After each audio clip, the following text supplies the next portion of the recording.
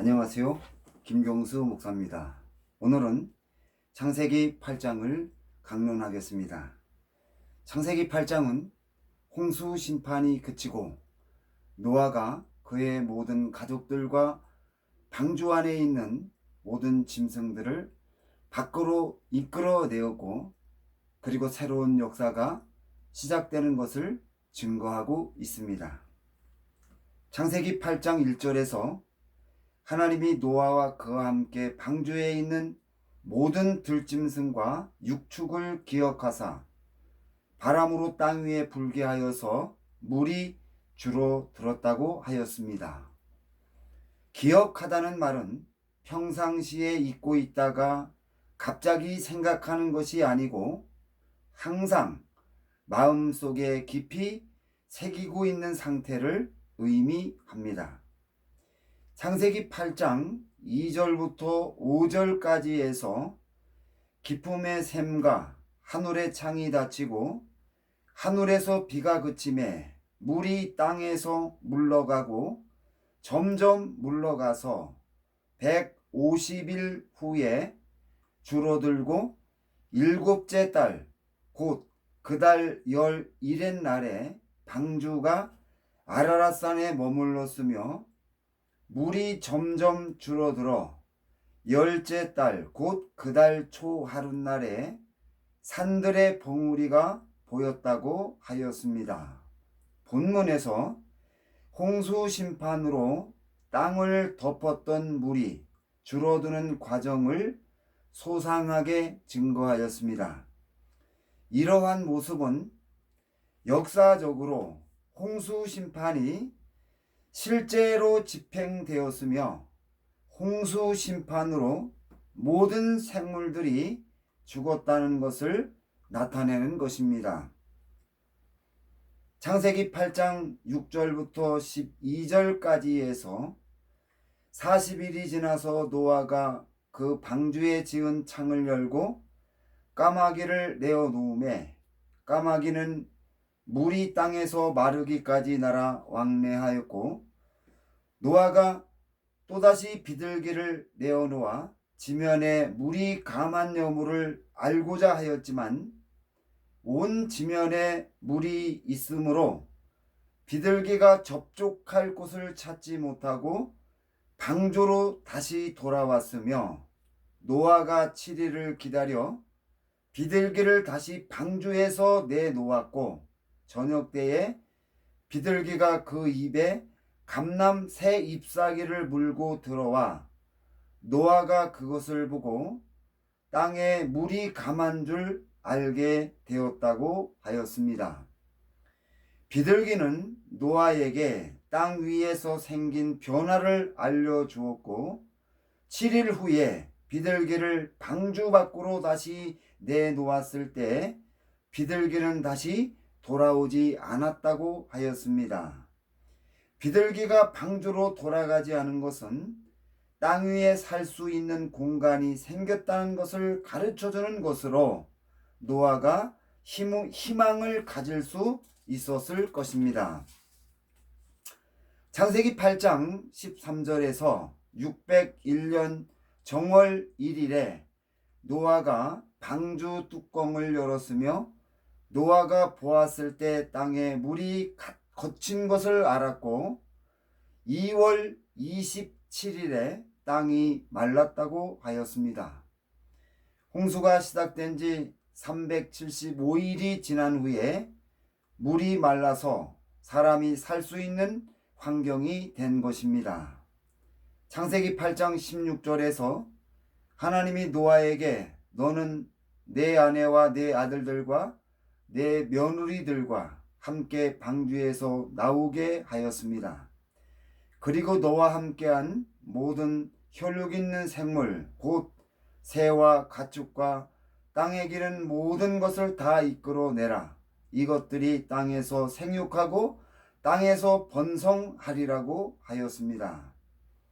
하나님이 노아에게 노아의 모든 가족들과 방주 안에 있던 모든 짐승들이 방주 밖으로 나오게 하였습니다.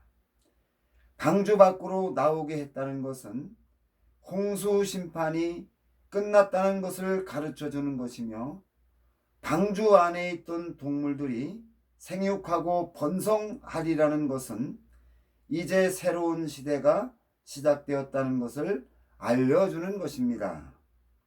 창세기 8장 20절에서 노아가 여호와를 위하여 단을 쌓고 모든 정결한 짐승 중에서와 모든 정결한 새 중에서 취하여 번제를 드렸습니다.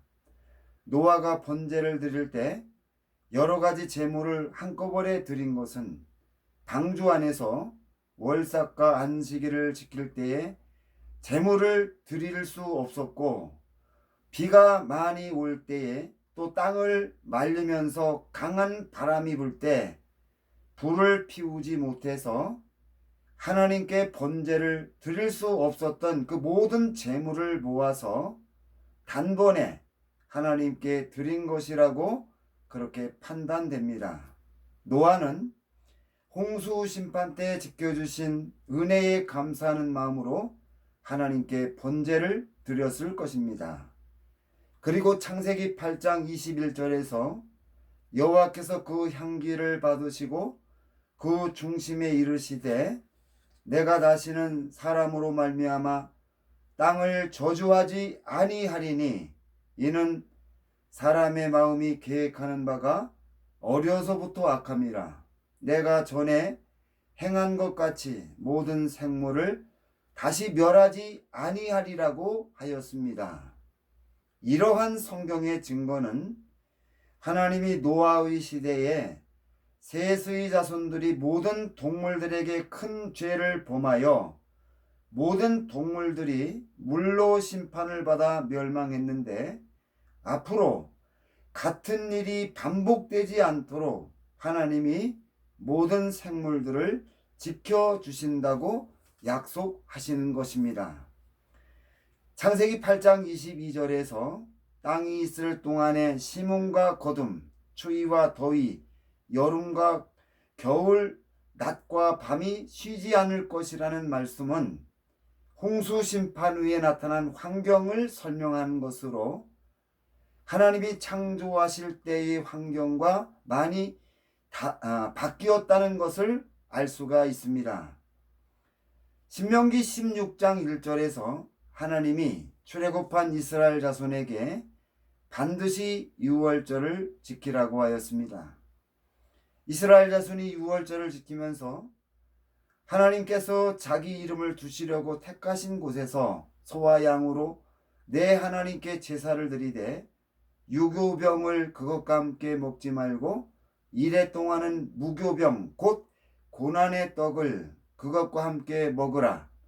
이는 내가 애굽 땅에서 급히 나왔음이니 이같이 행하여 내 평생에 항상 내가 애굽 땅에서 나온 날을 기억할 것이라고 하였습니다.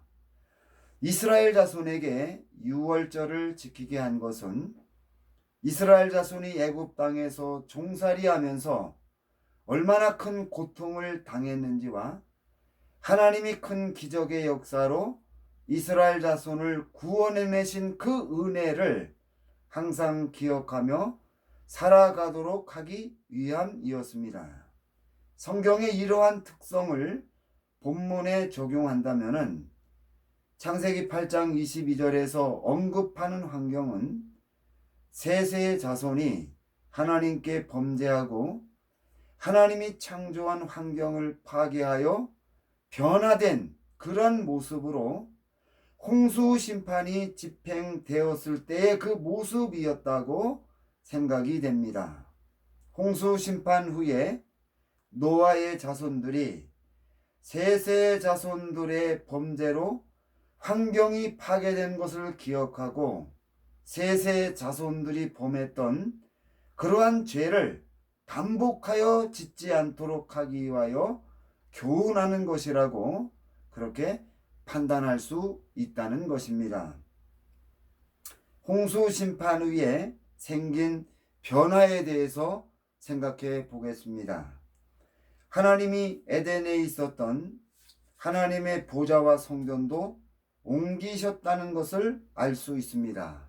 에덴은 지금의 예루살렘을 가리키는데, 만약에 에덴에 있었던 하나님의 보좌와 성전을 다른 곳으로 옮기지 않았다면 지금까지 그대로 남아 있다고 성경에 기록했을 것입니다.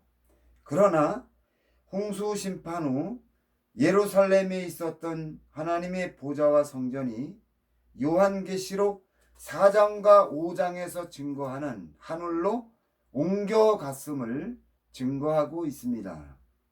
사도 요한이 반모섬에서 하나님의 계시를 받을 때 하늘이 열리며 올라간 그곳에 하나님의 보좌와 성전이 있었다고 증거한 것은 하나님이 에덴에 있던 하나님의 보좌와 성전을 그곳으로 옮겼다는 것을 가르쳐 주는 것입니다. 하나님이 하나님의 보좌와 성전이 있었던 에덴에서 하나님이 창조한 모든 우주를 통치하셨고 피조물들의 예배와 찬양을 받았습니다. 그런데 하나님이 에덴에 있었던 보좌와 성전을 다른 곳으로 옮기는 것은 에덴에서 만물로부터 영광을 받았던 하나님의 명예를 실추시키는 사건이었기 때문에 성경 저자가 의도적으로 기록하지 않은 것이라고 판단이 됩니다. 그러나 이것은 대단히 특별한 사건이며 요한계시록 1장 8절에서 에덴의 회복이 하나님과 예수 그리스도의 재림과 연관되었기 때문에 하나님이 사탄과의 전쟁에서 패하지 않았음에도 하나님의 보좌와 성전을 옮겨야 했던 시기와 그 이유를 찾아내는 것이 중요한 일이라고 판단이 됩니다. 사탄을 숭배하였던 셋의 자손들이 당시 통치권을 가지고 있었던 그 모든 통치자들을 공격하여 통치권을 빼앗을 때 당시 통치자이며 선지자였던 에녹이 끝까지 통치권을 지키기 위하여 저항했지만 결국 통치권이 사탄을 숭배하였던 셋의 자손에게 넘어갑니다. 그 결과 가인이 아벨을 죽임으로 하나님을 섬기는 셋과 셋의 자손에게 넘겨졌던 통치권을 사탄이 다시 찾게 되므로 사탄은 자신의 파멸을 막기 위하여 목표했던 일을 집중하여 진행할 수 있었다는 것입니다. 그런데 사탄이 통치권을 가졌기 때문에 하나님이 사탄의 통치권 안에서 어떤 일을 하려면 사탄에게 합당한 대가를 지불해야 한다는 것입니다.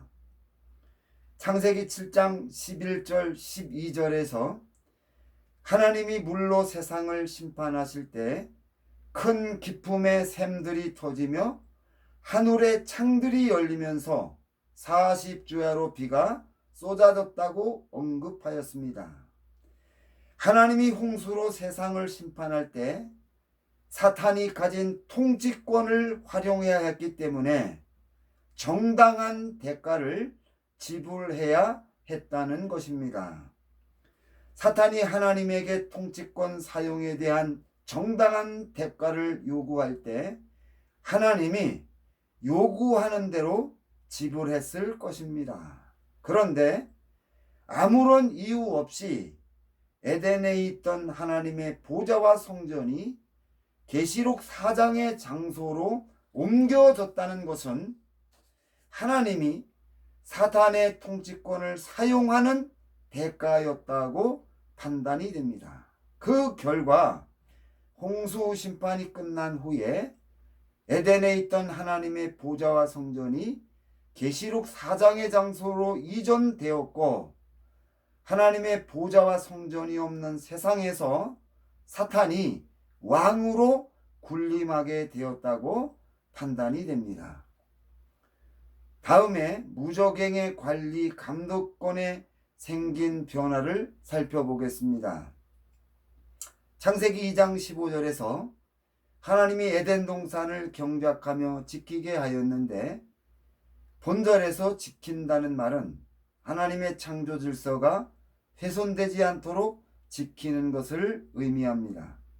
하나님이 아담에게 에덴 동산을 지키라 말씀하셨다는 것은 에덴 동산의 창조 질서가 훼손될 가능성이 생겼다는 것을 나타내며, 타락하여 변질된 천사가 에덴 동산의 창조 질서를 훼손할 수 있었다는 것을 나타내는 것입니다. 따라서 하나님이 아담에게 에덴 동산을 지키라고 주신 권세는 범죄한 천사들을 수감하는 무저갱을 관리하고 감독하는 권세를 가리키는 것입니다. 그런데 아담이 사탄의 종이 되므로 무저갱을 관리하고 감독하는 권세가 사탄에게 넘어갔습니다. 그 결과 사탄은 하나님께 아무리 큰 죄를 지어도 처벌할 수 없게 되었다는 것입니다. 그런데 유다서 1장 6절에서 또 자기 지위를 지키지 아니하고 자기 처소를 떠난 천사들을 큰 날의 심판까지 영원한 결박으로 후감에 가두셨다고 언급하여 무저갱의 관리 감독권을 하나님의 천사들이 가지고 집행한다고 증거하였습니다. 성경에서 사탄에게 있던 무저갱의 관리 감독권이 홍수 심판 후에 하나님에게 넘어온 이유를 언급하지 않았습니다. 이러한 경우는 성경에서 언급하지 않아도 모든 정황을 통하여 쉽게 알 수 있기 때문이라고 판단할 수 있습니다. 베드로전서 3장 19절에서 그가 영으로 가서 옥에 있는 영들에게 선포하시니라. 그들은 전에 노아의 날 방주를 준비할 동안 하나님이 오래 참고 기다리실 때에 순종하지 복종하지 아니하던 자들이라고 하였습니다. 이 말씀은 예수님이 사탄의 머리를 상하게 하려고 오실 때 예수님을 이 땅에 오지 못하도록 노아의 시대에 활동하던 천사들이 자기 지위를 떠나 가장 격렬하게 방해하다가 무저갱에 수감되었다는 것을 나타내는 것입니다. 그래서 모든 구속 역사를 완성하시고 부활하신 예수님이 가장 먼저 무저갱에 내려가서 자신이 이 땅에 오지 못하도록 가장 방해하였던 영들에게 승리를 선포하셨다는 것을 나타내는 것입니다.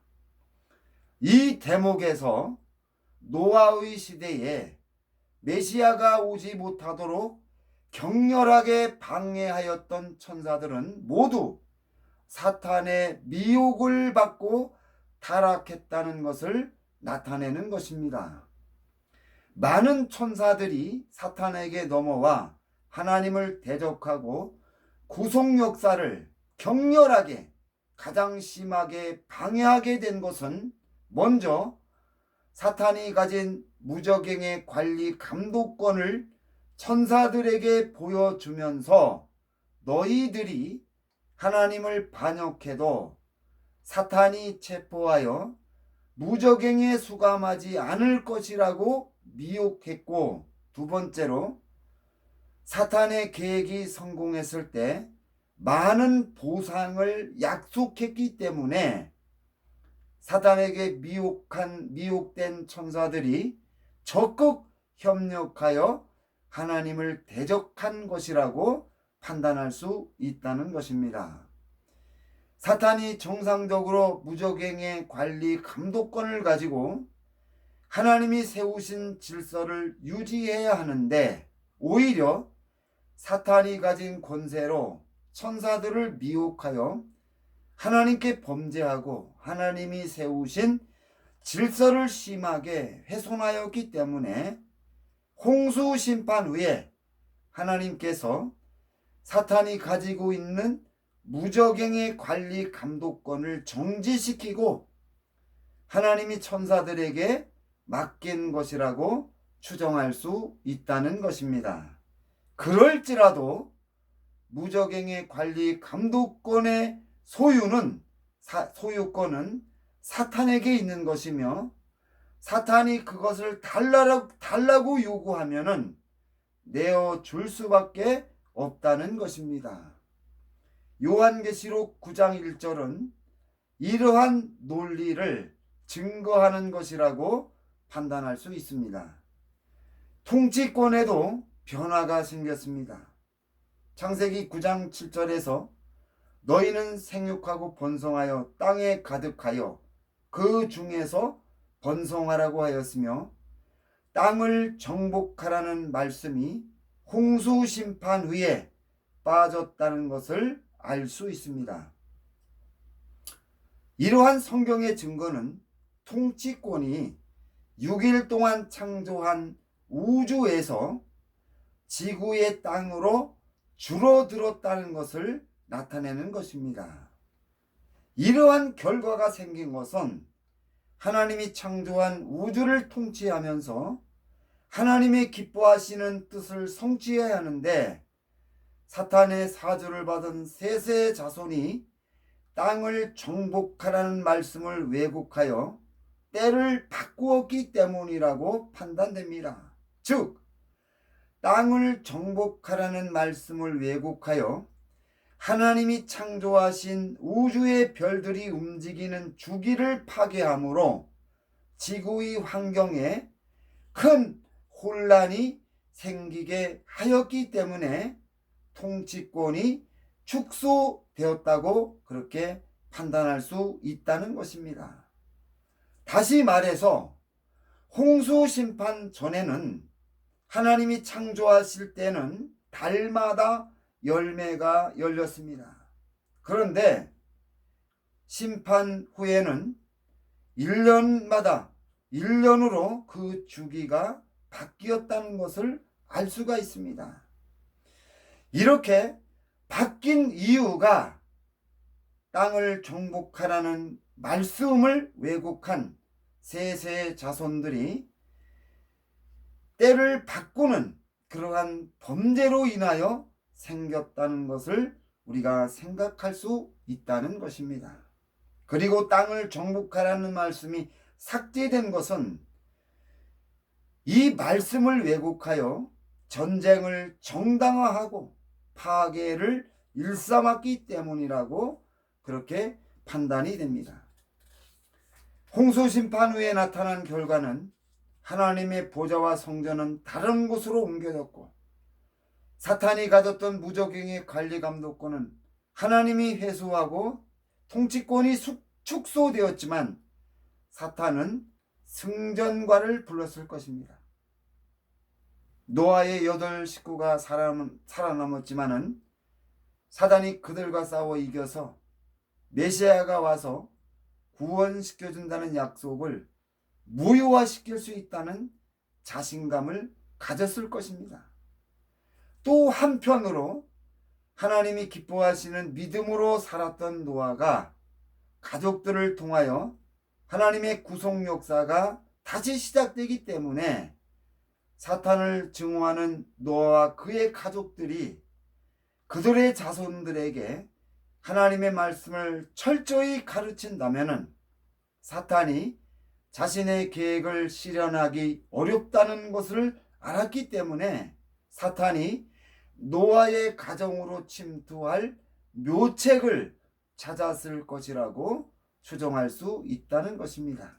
결국 노아의 자손을 통하여 예수 그리스도가 이 땅에 오게 되었고 예수 그리스도의 구속 사역을 통하여 아담과 셋의 자손이 하나님을 반역하고 사탄에게 넘겨준 모든 권세와 영광을 회복할 수 있도록 대가를 완전히 지불하셨다는 것입니다. 이제 앞으로 하나님이 공식적으로 아담과 셋의 자손이 사단에게 넘겨준 권세를 회수하고 하나님의 보좌와 성전이 있었던 에덴을 회복하시고 그곳에서 통치하실 것입니다.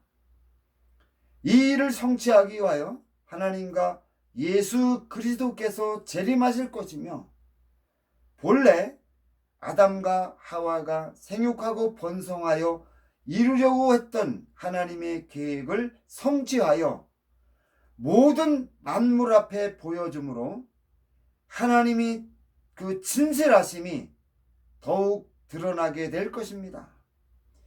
이 세상에서 그 어떤 존재도 하나님의 계획하신 것을 막을 수 없고 하나님이 스스로 자신의 계획을 성취해 갈 것입니다. 그 결과 아담과 셋의 자손을 통하여 이루려고 했던 하나님의 온전한 계획이 그때 드러날 것이며, 이 모든 것들이 성취되어 하나님께서 친히 영광을 받으실 것입니다. 다음 창세기 8장 20절이 우리에게 가르쳐주는 내용에 대해서 함께 생각해 보겠습니다. 창세기 8장 20절에서 노아가 여호와를 위하여 단을 쌓고 모든 정결한 짐승 중에서와 모든 정결한 새 중에서 취하여 번제를 단에 드렸다고 하였는데, 이 말씀은 정결한 새와 짐승을 골라서 한 번에 번제의 제물로 사용했다는 것을 증거하는 것입니다. 그런데 일반적으로 정결한 새와 정결한 짐승을 함께 제물로 삼아서 번제로 바친 예를 성경에서 찾아볼 수 없다는 것입니다. 이러한 경우는 홍수 심판이 진행될 때의 특별한 상황을 나타내는 것이라고 판단이 됩니다. 즉, 홍수 심판이 진행될 때 비와 바람 때문에 정상적으로 하나님께 번제를 드릴 수 없었기 때문에 홍수 심판이 끝난 후에 하나님께 드리지 못했던 제물을 모아서 단번에 번제로 드린 것을 나타내는 것입니다. 동시에 이 말씀은 홍수 심판 중 번제를 드리지 못했을 때 번제를 대신하는 예배가 방주 안에서 드려졌다는 것을 가르쳐주는 것입니다. 창세기 6장 14절부터 16절에서 증거하는 노아의 방주를 지은 재료와 구조를 살펴보면은, 너는 고페로 나무로 너를 위하여 방주를 짓되 그 안에 간들을 막고 역청으로 그 안팎에 칠하라.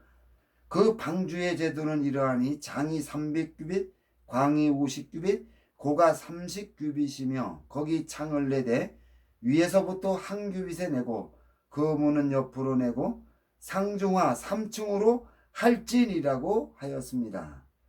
따라서 배의 구조를 보았을 때 가판이 없는 구조였기 때문에 실내에서 번제를 드렸다고 판단이 됩니다. 홍수가 시작되고 하늘의 창이 열려 40주야를 비가 땅에 쏟아졌다고 증거하였는데, 이 기간 동안 하늘이 창이 열려서 비가 쏟아졌기 때문에 배 안에서 연기가 빠져나가지 못하므로 안식일과 초하루에 번제를 드리기 어려웠다는 것입니다. 그래서 번제를 대체하는 제물이 드려졌다고 판단이 되는데, 홍수 심판 이후에 하나님께 드려진 번제 이외의 예배는 홍수 심판 중에 노아와 그의 가족들이 하나님께 드렸던 예배가 어떤 것임을 가르쳐 주는 것이라고 생각이 됩니다.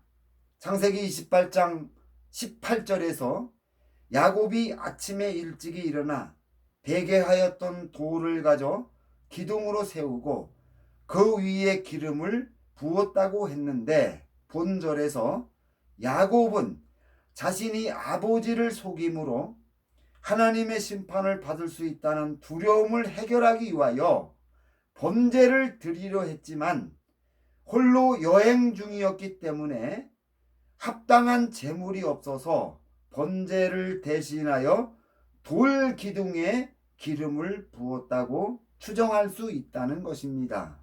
따라서 돌기둥에 기름을 붓는 것은 번제의 약식이었다고 판단이 되며, 이런 형태의 예배가 방주 안에서 번제를 드릴 수 없을 때 드려졌다고 추정된다는 것입니다.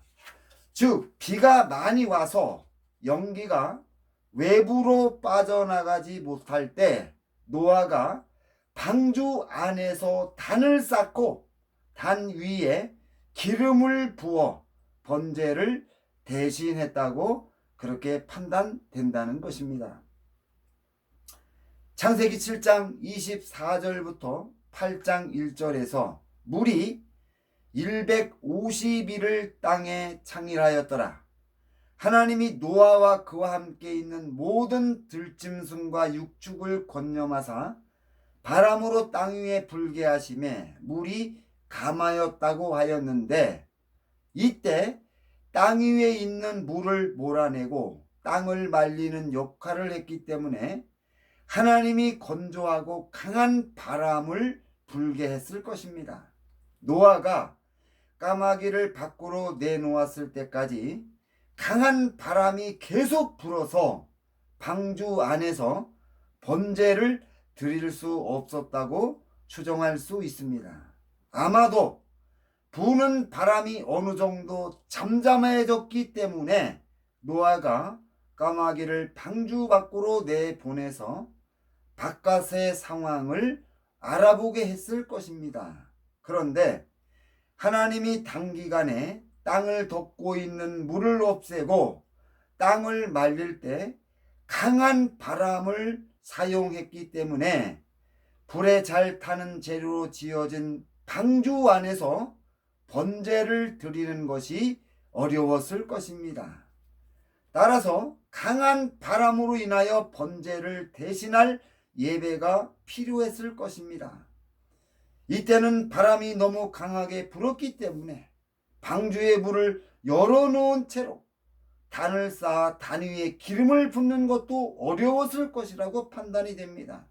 따라서 다른 형태의 예배가 드려졌다고 판단이 되는데, 창세기 12장 8절에서 아브라함이 드렸던 형태의 예배가 드려졌다고 생각이 됩니다. 창세기 12장 8절에서 아브라함이 여호와를 위하여 단을 쌓고 여호와의 이름을 불렀다고 했는데, 이러한 예배가 강한 바람으로 하나님께 정상적으로 번제를 드릴 수 없는 상황에서 대신 드린 예배라고 그렇게 판단이 됩니다. 그런데 아브라함이 하란을 떠나 베델과 아이 사이에 도착하여 단을 쌓고 여호와의 이름을 불렀다는 것은 하나님께 최고의 제물을 드려 번제를 드려야 하는데, 노아가 방주 안에 극한의 상황에서 하나님께 드린 최소한의 감사를 아브라함이 하나님께 드렸다는 것은 아브라함의 인색하고 불만이 가득한 심령 상태를 나타내는 것이라고 판단이 됩니다. 이렇게 해서 창세기 8장의 강론을 모두 마치겠습니다. 이 강론을 통하여 하나님을 아는 지식이 더하고 성경을 이해하는 깊이가 더하여 우리의 믿음이 더욱 말씀 위에 견고해지기를 주님의 이름으로 부탁을 드립니다. 감사합니다.